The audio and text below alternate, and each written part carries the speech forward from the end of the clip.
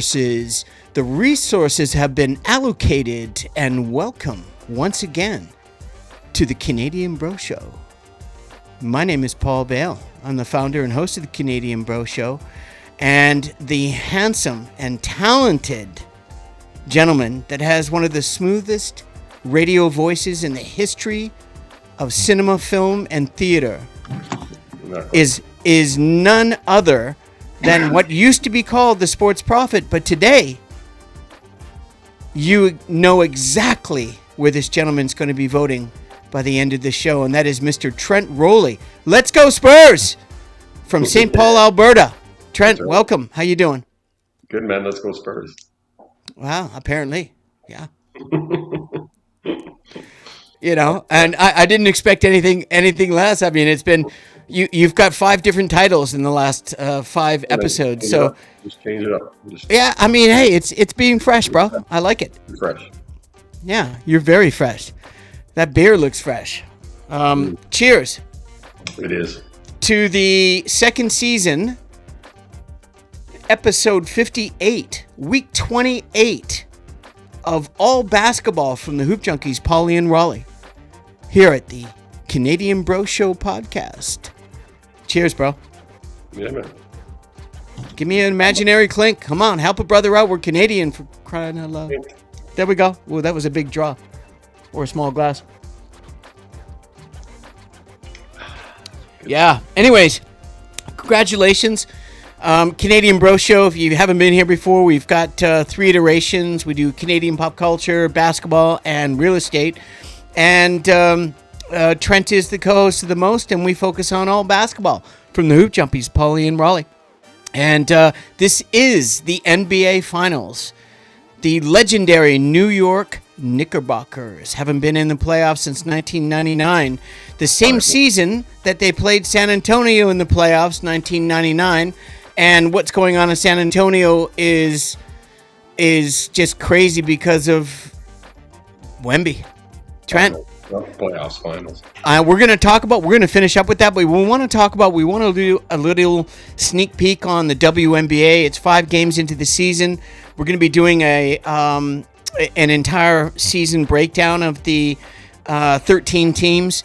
And Trent, start us off with the WNBA. There's a lot going on. What's going on with Caitlin Clark, our favorite gal, our favorite baller, the best female basketball player in the world?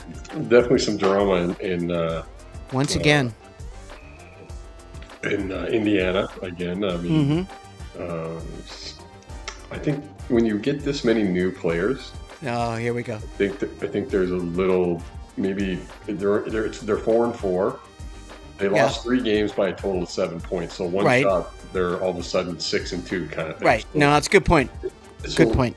But they haven't played great. They look a little discombobulated. They're not playing a lick of defense. No, they're not playing any D. That's for sure. And so there's some struggles there. There's a nice press conference today that I saw because showed Stephanie White getting after Caitlin Clark. Getting after? Was that the body language that you saw? She was getting after her. She was on the bench and she was animated in a negative way. And Clark was animated back, and she just basically looked at, as a coach should do, looked at Clark and just went, Raven Johnson, you're in. Clark, get up off the seat because you're not in anymore. I don't think she needed to do that, actually. I think, you know what, I saw a really good press conference today with the 2 of them in their practice. So they do their little, you know, just like the NBA does. The WNBA is slowly graduating to the pre-games and post-game stuff. And like Clayton Clark said, she goes, hey, when I was hurt last year, it's her shoulder I was crying on. She goes, I'm ride or die for this coach. There's stuff that I watch that I need to get better at. Like Stephanie White said, she goes, and I kind of agree with her. She goes, this happens in the men's game all the time. You don't make a big deal of it. It's just that it's Caitlin Clark. And she goes, she wants to be coached. And Caitlin Clark admitted that. So let's see where this goes. I don't think Stephanie White's a bad coach. Nope, nobody said that. There's definitely some growing pains here happening because, as we said before the year started, 75% of the league were free agents. Everybody has, outside of 4 or 5 players, every team is pretty new this year.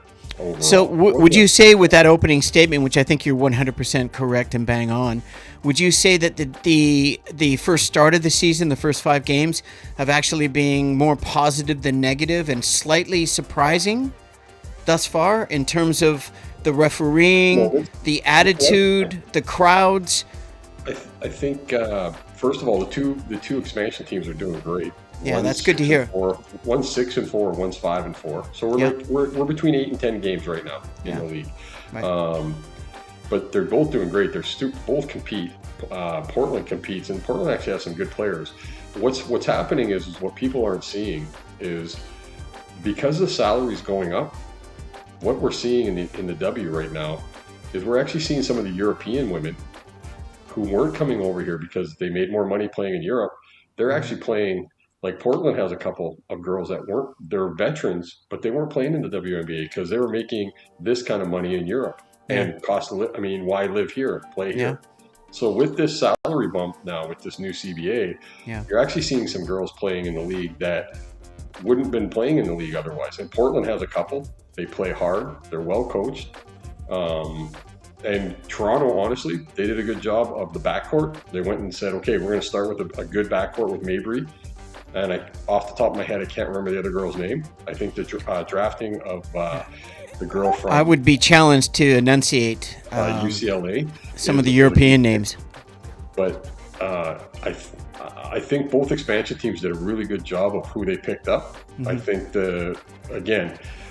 think there's a couple surprise teams. Golden State, again, they're 5-3. They play defense. I think they're an expansion team, the Valkyries, right? From last year. Last year. They made the playoffs last year, or they just missed. So, the league's in a good place that way. I don't like that. I'll be really honest. I don't like that they're expanding again next year with Detroit and Cleveland. And I think you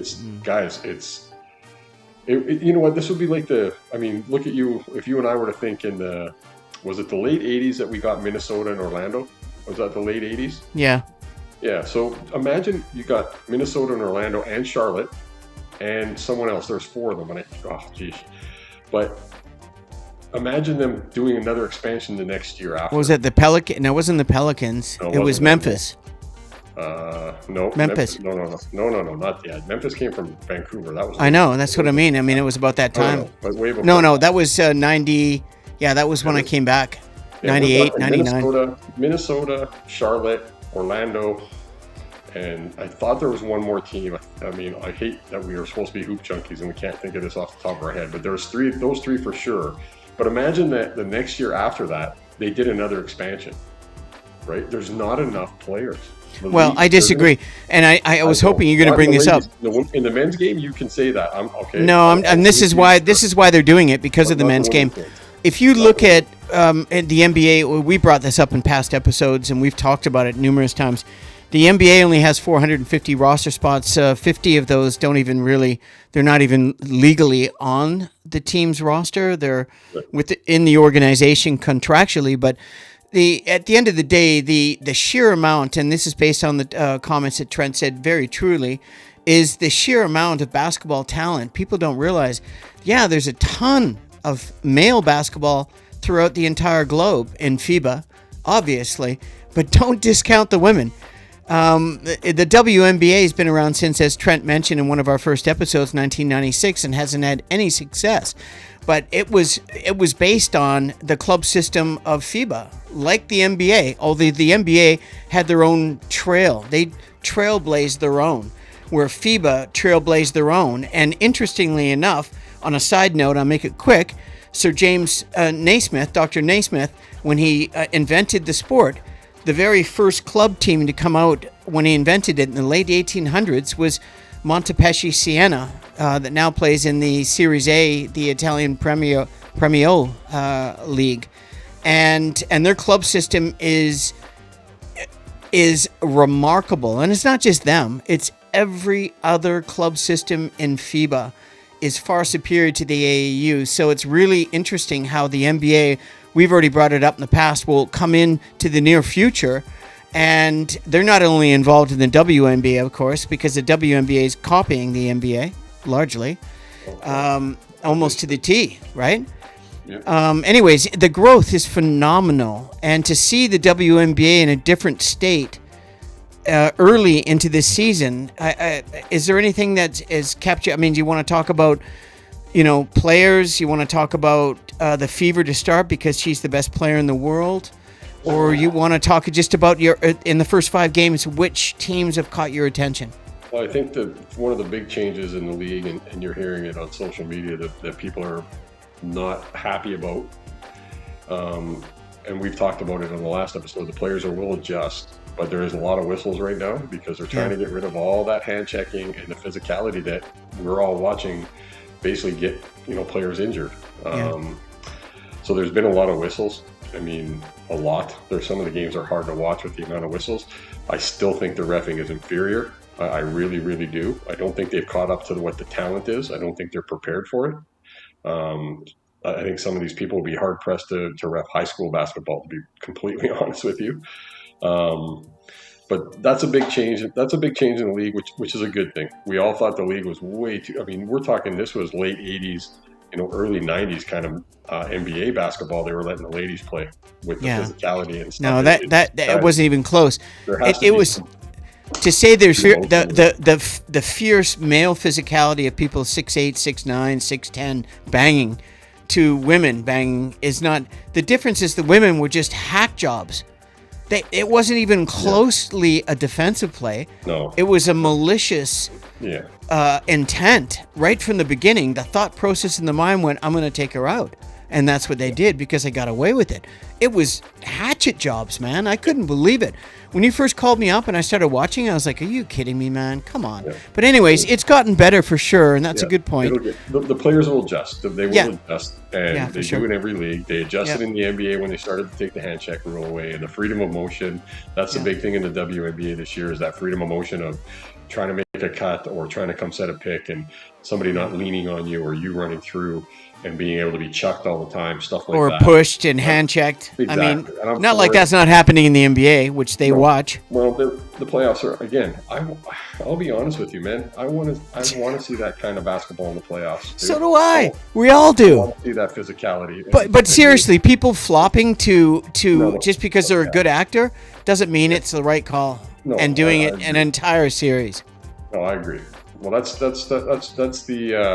LeBron effect on the NBA, the flopping. Oh, yeah, you can't just blame it on one person. Come on, man. Come on. And of course, if Trent would ever have to find blame on any one person, it would have to be only one of the best persons ever to play the game. Figure that out. Figure that one out. Figure that. Oh, and of course, LeBron never had help from the referees or the association or whatever else. Never. Never. We'll take a look at his flop reel. It's embarrassing. No, I don't. SGA. What he's done the last couple of years has been quite impressive. But we have to give kudos to SGA because he's Canadian and he did only what one other Canadian has done in their career in the history of the NBA, and that is Steve Nash winning back-to-back MVPs. Will it be his last? Probably not. I think by the end of his career, if not now. By the end of his career, Shea will be considered the best Canadian player in the NBA of all time. I think he is right now. I think he's already past Steve, and I love Steve Nash. They're super fun to watch. I wish Mark Cuban would have just backed up and let him and Dirk play. Yeah, but I mean, look what Cuban did. He blew it on Steve Nash, and he blew it on Jalen Brunson. And hello, because he didn't want to pay them, and he had the money. Yeah, and he got one title out of Dirk, and that's great. But him and Steve together, the way Steve matured as a player and the way Dirk matured as a player, they would have been so fun to watch together. It would have been unbelievable if they could have kept. Oh my God, wouldn't it? I mean, I think about. Oh my God, and honestly, the trades. We have so much to talk about the NBA and stuff, but we wanted to give a shout out to WNBA because it's early, but we've got a pre-show. We're going to do a premiere breakdown of the league. And a breakdown of each individual team, but we have to give kudos where kudos are needed, and that is what's the most important thing that's happening right now. And this has been a really exciting year. It's been up and down. There's been some heartache. There's been a lot of tragedy. There's been a lot of just suspect referees and calls. And anyways, nothing's changed. and we're back at it. And this is one game left in the season, and the season starts all over because Summer League's coming, and then there's EuroLeague and Cup play, and it doesn't stop. It's 365, 24/7, the fastest scoring sport in the world. And this is, Pauly and Rowley, all basketball from the Hoop Junkies. And this is our final episode. Trent, you want to just take a deep dive right into what's going to happen? The game starts tomorrow. Just give a little shout out to the Adelman family. Rick Adelman passed away today. Really good coach. I think the Trailblazers, just like the Sacramento Kings, got screwed over by the league against the Lakers. All you had to do was watch those games and understand that. Oh my God! Here we go. The gambling took precedent over basketball. I mean, it's pretty obvious. Let's just say a lot of people made a lot of money. Oh yeah, it's pretty sad. But there's three teams that should have won titles for me. It would have been Portland, it would have been Sacramento, and it would have been the Phoenix Suns. Tim Donaghy, Dick Bavetta, a couple others had their hands in those games. Tim Donaghy openly admits that, yeah, we're going to do this, and go watch Flagrant Foul on Netflix, and you would. All you got to do is go on YouTube too and go watch the games. There's a great little thing. I think it's 15 to 17 minutes long, and it shows the Spurs Suns series. And it's the year that the Spurs swept the Cavs when LeBron first made the final. Well, the Suns were the best team in the NBA record-wise that year. They would have swept the Cavs too. But is that when they had Mikal Bridges and before he got traded for like 4 firsts or something? He had a great year and Phoenix. No, I don't know. Just give me a year. Give me a reference point. Dude, I've been around a long time, bro. We're not talking like 2006, and Steve Nash is still playing, for God's sake. I mean, okay, I'm not sure where you're going with this. We're trying to give kudos to the best Canadian point guard in the world, apparently. Shout out to Rick Adelman. He was a coach of one of those teams. The Trailblazers. They used to call them the Jailblazers when he was the coach, with Sabonis coming over older, with Rasheed Wallace and Bonzi Wells and Damon Stoudemire. Just a really fun Zach Randolph. Scottie Pippen came there at that time. Do you remember the Patterson, the psycho? I swear to God, he never know. Every time he flew into a new state, he didn't know if he was going to get arrested. Ruben Patterson, yeah. Yeah. But yeah, so shout out to Rick Adelman's family. He was a really good coach. He had some really good teams back in the day in those franchises. So yeah. But yeah, I mean, we're on to the finals. I mean, the Knicks, we kind of talked about last week. We already knew that they were going to be in the finals. I mean, the way that series went, it was the Spurs and that OKC series that we were going, hey, who knows what's going to happen? And I don't think either of us is surprised what happened. The young studs, man, the young Bucks. I mean, get ready for the San Antonio Spurs to be, as long as the health is there, get ready for about a 5 to 8 year domination of having to beat the Spurs to get to the finals in the West, because they're loaded, man. If they're willing to spend the money and pay the level 2 luxury tax, which is, if you're in the finals every year, like they would be, the second apron, the dreaded second apron.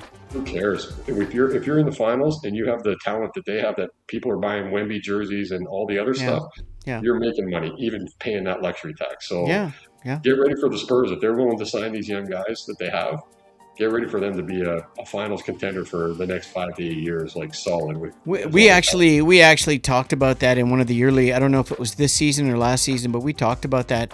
We actually saw that. We talked about it because, we just didn't know that Wemby was going to advance so quickly. And, the emotion when I watched that game and it happened and Wemby started crying, I have to admit, like the episode 75 that we're going to be releasing tomorrow, we had an unbelievable pair on the show, Trent.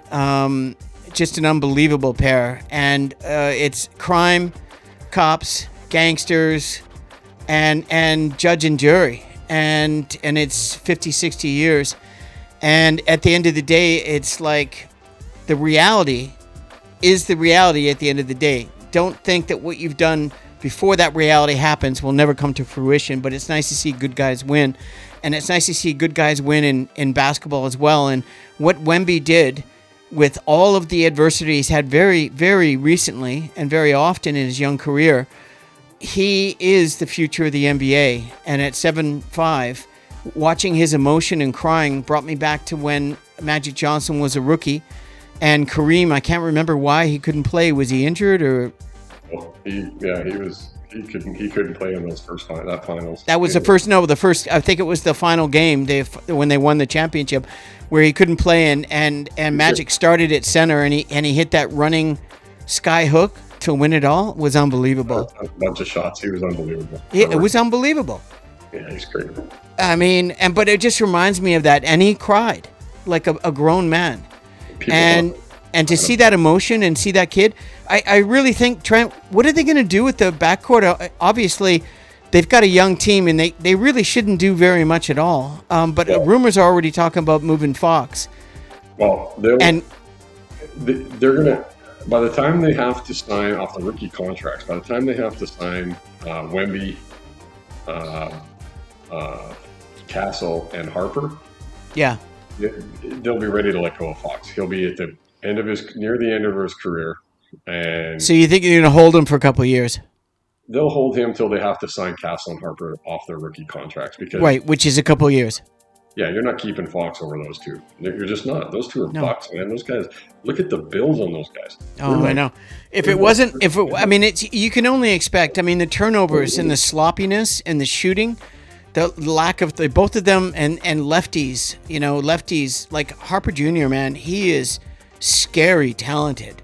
He had that move in the post the other night where he did the little fake for the shot, and even his own players were like, "What is that?" That was incredible. And both those guys, they can't shoot, but when they can shoot, watch out. And I agree with you. I really think Harper can get it going. He can shoot it. Oh yeah, definitely.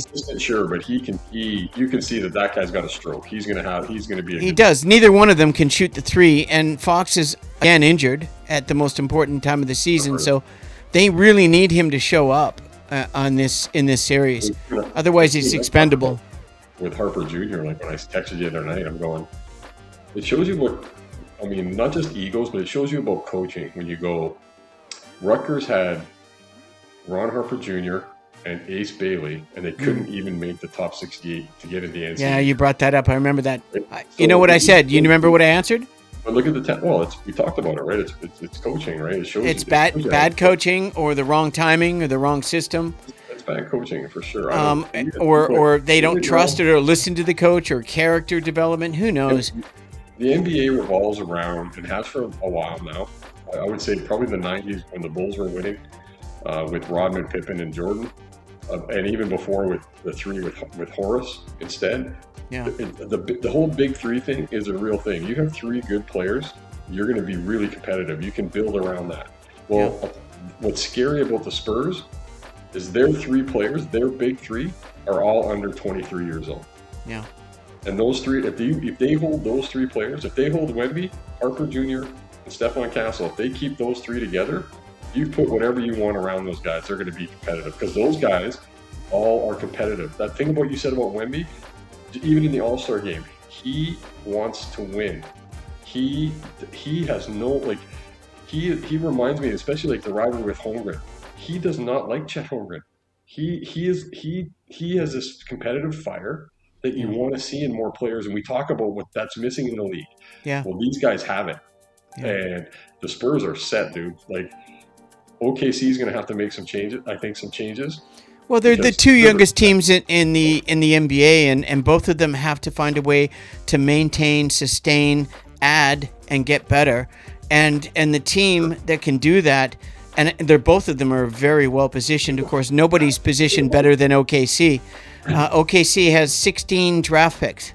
Think about the Sixers. The Sixers gave up. McCain? Matt McClung, your boy Matt McClung. They got him for McCain. Jared McCain. For Champagne. So Champagne, who plays for the Spurs. No, Champagne they gave up for a bag of popcorn. Dude, the trade was McClung. It was McClung for Champagne. I know. It's just unbelievable. The Spurs are them at OKC, and we talked about this at the start of the year. I think what was impressive, what got me on the wagon kind of thing for the Spurs was at the start of the season, they were first in the West, and we were like, hey man, these guys are for real. Like, look at them. But then Wemby got hurt, and we were going, well, Let's see what they do without Wemby. Sure, the Spurs, they ended up finishing second in the West, but Yeah. they maintained that. Only 2 games behind OKC. I know, but they ended up that. But we were both like, And guess what? They won the series, 8-game series. They're up 8 games to 4. They had a winning Spurs record. dominate OKC. They had a winning record without Wemby, which is impressive. I know. It just shows the depth. And they're not so dissimilar at all. They're actually more synonymous. Yeah, They're the two youngest teams, and they're both really well-run franchises with great GMs. And Pop is there, hanging in and looking frail, but still has fire. And nobody can take away what he's done for the franchise. And I'm really excited by it. But is there anyone that you feel, obviously with Wemby on your left shoulder in the thumbnail, are you picking the Spurs to win the NBA championship this year? Well, I'm rooting for the Spurs, but I think the Knicks win. I actually am rooting for the Spurs, but the Knicks, whatever it is, whatever vibe they got going on, it just seems like it's their year to win, and lots of teams that happens, and it just feels that way. It feels like it's the Knicks' year to win, but the Spurs team, dude, they're not going to be. It's not like. It's not going to be a sweep or a 5-game series like the Knicks have had here in the last couple of these. I think what's going to happen is the Knicks are they're going to see a defense that they haven't seen yet in the playoffs. These 3 teams they play in the playoffs, Atlanta, Philly, and Cleveland, don't play defense and physicality like the Spurs. I think it's going to be every team in the NBA is throwing what they can at Brunson for multiple years. Nobody can stop him. I think it's going to be different. And for all the people complaining about, like you brought up about the flopping and the OKC stuff, even, and the memes with Shea and all this. Well, let's be honest here. I watched the Knicks games too. All Jalen Brunson does is throw his head back and do all that crap too. So I don't want to hear about just being Shea. No, I mean, you're reacting to the contact. He's getting absolutely obliterated multiple times. They are testing the referees' whistles. Yeah. Whatever you want to call it then. And they're double teaming, they're hacking the shit out of him, they're throwing 3 and 4 players at him because they can't stop him. So I think it's a smart thing. Really, if you want to do something about it, why don't you do a 1-3-1 half-court trap or a 1-2-1-1 into a 1-3-1 half-court trap, double them at the half-court, and deny weak side and strong side, and see what happens. Look what OKC, and I'm curious to see it because OKC did it to Shea. They took the ball out of Shea's hand in a few games. And look at the episode. I mean, even though he was MVP and well deserved, and they were on the precipice, they had the best in the league. They have weaknesses, and we saw the weaknesses. And by the end of their series and them losing, they had more fans watching them up until the last couple of games than they do now. Mm-hmm. A lot of people have stepped off the OKC bandwagon because of the way they're flopping and the refs. It's every team. I understand that, but I'm talking about this, what we just experienced. The league we're watching. Luka does it. Whatever. I'm talking about what we just watched. I'm not talking about. You sound like a Republican talking about all of the socialist left wingers and Democrats. They all do it. They all play that way. No, but that's not what I'm talking about, man. Don't undermine the point. The point is that neither of these teams could be stopped, and at the end of the day, what are the strengths and weaknesses? What do you think the Knicks need to do? What do you think their strengths are to be able to go and win this championship, which I believe they're destined to do? I think this is maybe their only window. They might get one more. I think this is it. I think, and they haven't won since the 73 season, 72-73. And they were last in the playoffs in the semis in 1999. That was the end of Patrick Ewing's career, I believe. They were last in the finals in the 50-game season against the Spurs. The shortened season, yeah. So, but what do you think? I mean, do you see an advantage for either team here, obviously? Outside of Brunson, I think the Spurs' advantage is the guard play, and I think the forward play and the other play outside of Wemby is the Knicks, because And I love the matchup of either Harper Jr. or Castle or Champagny chasing Brunson around. I love the matchup of Castle and Hart, both rebounding great for guards. But I think the Knicks, I mean, as long as Towns wants to play, and the Knicks finally figured it out. And again, you got to give Mike Brown credit. You have to, because when he changed the offense, man, did it click. Ball in his hands more to be a facilitator, and he's more involved. He's rebounding better. It's amazing that it's the best basketball of his career, Trent. Good notice. Sure. No question, right? So I think it's overall it's pretty even. I mean, honestly, for me, if you were gambling on this series, it's flip a coin. Honestly, it really is. I mean, it's. I think Madison Square Garden is going to have something to do with it. I think that's going to be intimidating for the young players. Yeah. Either that, or they're going to have the best games of their life in that atmosphere. Well, highly unlikely. I think the advantage there would be New York with the home court. I could see Wemby having one of those 40-20, 10 blocks. Yeah, definitely. Madison Square Gardens. I mean, honestly, if anybody, it's him. But I question the youth of San Antonio. I question the lack of depth on the bench, and I question. I think they're out-coached. I think the better coach. I think what Brown did 3/4 of the way through the season was brilliant. Changed the offense, and he finally tuned it where he went from pretty good but inconsistent to absolutely elite, and got Bridges involved, which we both agreed was and the big man in the middle. Those two guys were not involved in and OG with the hammy when they won the season early. Thank God he had a chance to heal, because OG he's a freak, man. I love that guy. I think the way the Knicks have been playing, and historically, I think this is a window that they have to. I think it's 7 games. I think it's 7 games. Of course you do. You just want 7 games. No, because you made a very disparaging comment, which I won't get into recently, and I found it offensive, but not surprising at all. And about you felt that my selfishness was the rationale between wanting to watch the 7th game in Madison Square Garden. It really is. Well, it won't be in Madison Square Garden because the Spurs have home court. So, I mean. Yeah, but I mean, they can. Knicks can steal the home court advantage again. Come on, man, you know that. But I'm just saying, if there's 7 games, it'll be in whatever. Knicks in 7. That's Knicks in 7. I think the biggest weakness on the Knicks is if Towns gets in foul trouble early, they're going to be in trouble, because Mitchell cannot. You cannot just. Can somebody, Trent? Could you please tell somebody to talk to the backup center for the New York Knickerbockers, Mitchell? And no matter how good of a groove he feels, or how well he's chewing his gum and flipping and flopping, first and foremost, open your damn hands to receive the ball. Brunson passed the ball off his forehead, and he didn't know what hit him until after the fact. It's embarrassing. Secondly, on the foul shot, you make 38% from the foul line for a reason.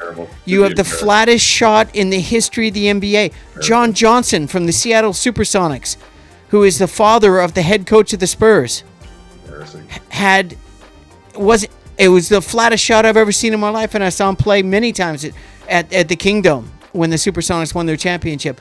This is the flattest. You don't have a hope in hell. 1 in 10, it goes in with that arc.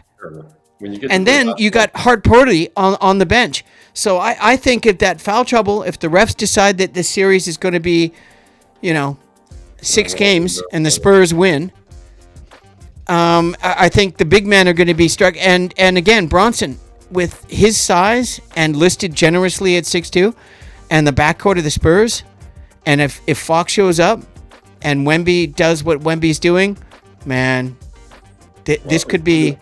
It's either the Knicks in 6 or the Spurs in 7. That's what right. Okay, I like that. I like it. Okay. I think the experience does matter. Madison Square Garden matters. I agree.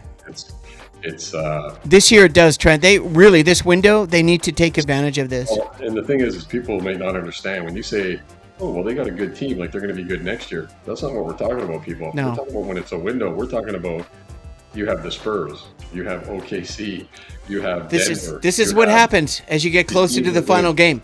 I'll tell you right now, OKC, Chet Holmgren, see you later. Have a good time in Milwaukee because Giannis is going to be at OKC Thunder. So that's going to make them better too. I mean, to win from the East, I mean, I mean, the best thing was the best thing for the Knicks that happened was this: they got to sit there and rest while these two teams beat the crap out of each other. I agree. Twice, not once, but twice. The East is the East is so terrible. Against Atlanta, same thing. Early rest, long season. That really makes a big difference, bro. The East is terrible. And these guys, this New York Knicks team, this Villanova connection, these guys, the continuity, and no one talks about their bench. They actually increased after the February. They picked up a couple of guard gunners on their bench that are dangerous, and they have wing depth, and they have 3 7-footers minus one that can't shoot 38% from the field. But I like Pauly or whatever his name is. And is the kid from the Spurs, the 6'9" guy, the rebounding guy, is he still on the team? Which one? Spurs let go of him. The French guy with the hair, with the colored hair. Oh no, he's on the Knicks, man. That's what I meant. He's still on the Knicks. Yeah, so he is going to be very useful in this playoffs. That guy can go sit in a suit if he wants because whichever team wins, he gets a ring because he played enough. I know. That's why I brought him up, Trent. That's why I brought him up. It's so funny, man. Thank you for picking up on that, bro. He can go. You know what? Fake an injury. Yeah, right. No, but I mean, I think he's needed because he can bang with the big boys. He's a good rebounder, and he's 6'9". He's legit 6'9". Yeah, he's just a bit mental sometimes, but yeah, I mean, he's whatever. They picked him up, and it was a good pickup because they needed a big. I don't disagree at all. It's but I mean, he doesn't play a ton of minutes. I mean, Shamet comes off the bench and can hit shots, which is always great. No, I'm excited for the series. So you think what was you said the Spurs in 6, Knicks in 7? Knicks in 6, Spurs in 7. Okay, that's what I would. Fair enough. But I'm rooting for the Spurs. So. Yeah, and I'm rooting for the Knicks, of course. But if the Spurs win, I'd be happy to see it because my new favorite player in the NBA is I'm a fanboy. Wemby is incredible. This kid is just so special. It's so refreshing to see someone real. Fire. Like just have some competitive fire, right? Like, real. He's got a kind heart and he's young and eager. He is just going to dominate the NBA if he stays healthy. Passion for it, which is something that's very refreshing.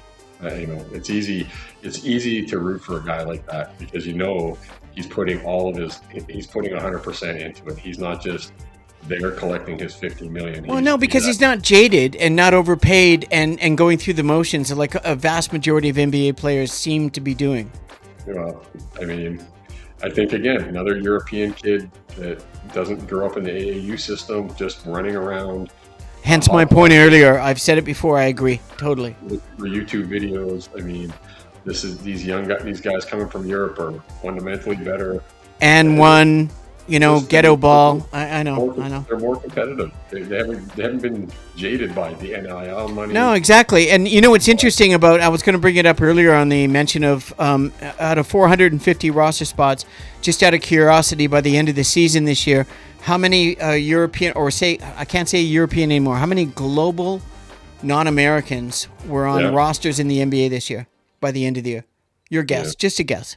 I don't know. Just throw a number out.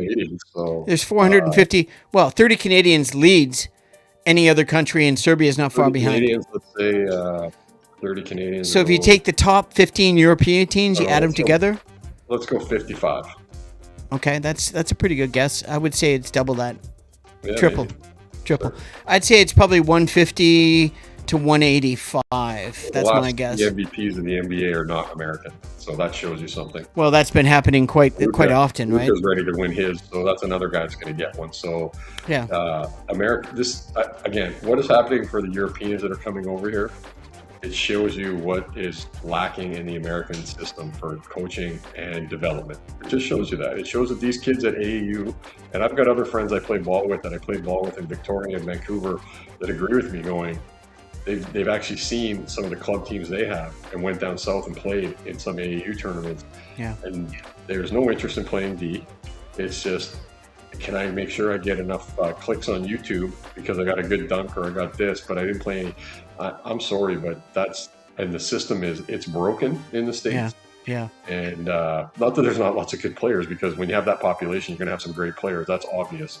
But Europe, if you were to look at the amount of players from Europe, like you just said, if you were to take the percentage of players from Europe and or globally that aren't American in the NBA, most of those players are better fundamentally than most of the American players. I'd say it's right now in the NBA. I'd say it's about 35%, maybe more. And I would agree. You're talking about fundamentals, right? You're saying they're more fundamentally sound. Yeah, it's not. Regardless of position, is what I'm saying, Trent. Yeah, it's not close. The fundamentals being taught in the Europe club system and in their pro system, it's not. They're not even close. It's interesting too, and everyone always talks about fundamentals, and that's so true. And Trent and I have been talking about it. I played professional basketball in Europe, and Trent and I have been friends for 37, 38 years or whatever. We've talked about this many times, and you'd be surprised going over when I was 29, starting my professional career, and every single night there was a guy that was sitting on the bench or doesn't have a contract, watching the game, or on the team but not playing, that is physically and talent-wise as good as you, if not better, except you're there and they're not, for whatever that reason is. So it's a minute thing and really comes down to fundamentals. And that is, if you can shoot, you can have a long career and globally in any country in the world if you can shoot. Here's the numbers for everyone, because I just Googled it, because good old Google. Approximately 30% of the NBA are non-American players. Yeah. Which equals roughly 30%. 135 international players, 43 countries are represented opening night. Canada, top country. France has a high volume of players. Australia, high representation. And Germany, Spain, and Serbia have strong presence. So 135 of the players are European or non-American, we'll just say. Yeah. And they're shows. FIBA. They're basically FIBA. But it shows. Like I said, these guys come in. They can play in the league. They can play, bro. They can play. They can play, man. I mean, go watch a FIBA game. Go watch even the FIBA game when the North American team's playing it. It's more physical. It's much more like the 90s basketball. Yeah. And again, these club teams it's way more serious than what the club teams in North America are. Yeah, and we should do an episode on that later if you want. And when the NBA season finishes, because we're going to wrap things up pretty soon, I'm going to continue on doing basketball. I'd like to give Trent a little time off if he wants, but I do I just did my first episode on how to be a professional basketball player. I'm going to change the title on being professional. And that is either or a professional basketball player, coach, GM, owner, referee, or agent, or thereabouts. And I'm going to be interviewing a lot of people that I had the pleasure of playing professional basketball, and my coaches and my owners and GMs and referees and agents, and just a lot of old teammates that are very keen on doing it. And that's going to be happening in the off season as well. I'm going to also, hopefully, if Trent's interested, we're also going to be doing some summer league stuff, maybe 1 or 2 episodes. I haven't really talked to Trent about this, and last year he just kind of took the time off because he was more into volunteering as a basketball coach in his home community of St. Paul. Play golf, man. Summertime. I only get 4 or 5 months a year if I'm lucky to play golf. Right. If you just saw the weather that Trent sent me as we're finishing this show up, I was supposed to fly in on Wednesday morning. Yeah. And Trent is very fortunate to live on the 16th hole of St. Paul's golf course in the town. It's 5,885 people of St. Paul's. And Trent lives at the best place in St. Paul's, in my opinion, in that area, is right on the golf course. Well, he sent me a photo of, I think it was 85 or 88 centimeters of rain had accumulated. 83 millimeters, just over 3 inches. It actually looked a lot more than that. The entire course, he was showing me the 11th hole, was completely submerged. You couldn't even see the sand traps. I think the golf course will be closed for most of the week. So. Oh, my God. So I had to cancel my flight, and I was kind of bummed, but the weather has been a little inconsistent, and it turns out all the weather that Trent's getting right now is moving towards Kelowna in the next couple of days. Thanks very much, bro. Have a good time with that. Oh, yeah. I'm going to just be Crazy. ecstatic. I'm going to be ecstatic. Yeah, it was nuts, man. Yeah, It not was- fun. Yeah. But listen, this week, but at least we get some finals to start this week on Wednesday. Yeah. Well, we'll get into it on Wednesday. And what I'm thinking about, Trent, before we go, we're at 45 minutes. That's about right. What I thought would happen is that I'm thinking, Trent, when basketball season finishes, of taking a road trip and doing a road trip through BC and Alberta and visit some people. And I'm going to do on the road, the Canadian Bro Show on the road. There you go. And I'm going to bring my camera, my laptop, and I'm going to live in my my SUV, my Ford Escape. Going to pull the back down and set up a single bed and get a battery and a cooler and just go film and add content to the show and take a road trip. And at the end of the road trip, it's going to be visiting you, hopefully in much better weather, so that we can continue on and play golf. Agreed. Yeah, so, wonderful episode, and thank you for doing it. It was an unusual time for us, but Trent's filming in St. Paul, Alberta. I'm filming in the Okanagan Valley, and the capital of the Okanagan Valley, Kelowna. And it's spring weather still here. It's not quite summer yet, but it's getting there. And we're really happy to be able to bang out our second season, week 28, episode 58. Of all basketball with the Hoop Junkies, Pauly and Rowley. And please come out and have a look at the show and check out the Canadian Bro Show. We do Canadian pop culture, we do real estate, we have a varied amount of interests. It's free, it's fun. Please subscribe, like, share, comment, and we'd love to have you aboard. Trent, once again, thank you kindly for joining and spending time as our so many monikers. I have to remember them all, but tonight's moniker is essentially the sports prophet, but he's leaning towards the Wemby, which is right above his left shoulder in the thumbnail, which will be released tomorrow morning. So thank you kindly. Anything else you'd like to share before we go, Trent? No, that's it. You're like, get me a bourbon. I'm off. I'm out. Okay, fair enough. Well, and that being said, we're going to close everything down. Thank you kindly again. My name is Paul Bale, the founder and host of the Canadian Bro Show. And this handsome gentleman to my right is, and what he's on the left, is Mr. Trent Rowley of St. Paul, Alberta. Thank you kindly. Another great episode. Please enjoy the NBA Finals tomorrow. And if you enjoyed this content, feel free to subscribe, like, share. Anything you do, you have no idea how much it helps. And our goal is we're approaching 200 subscribers, Trent. It's been happening, a lot. Like in the last 50 subscribers in the last, couple of weeks. And then on other people, so I don't know, man, but anyone that can help us. It's not about subscribing, but it really just shows the algorithms that you appreciate the show, and it's free entertainment. It's a great podcast. There's lots of interest, and it's easy. And we're posting, I do at least 3 videos a week. And so I like to be active, and we appreciate anything and all. At the end of the day, we're finishing up, and thanks again. Take care, Trent. I'll talk to you soon in the off show. And everybody else, if I could just say one thing, if you could just do us all a favor here at the Canadian Bro Show, is just please, in the madness of this world, please try to be kind and generous and friendly, and don't expect anything from it. You can change somebody's world, somebody's day, somebody's life. It's that important. God bless everybody. Peace, love, and happiness. Namaste. Trent, thanks again. This is Paul Bale with the Canadian Bro Show. We're out. We'll see you next episode. Coming soon. Yeah, buddy. So is being an asshole. You?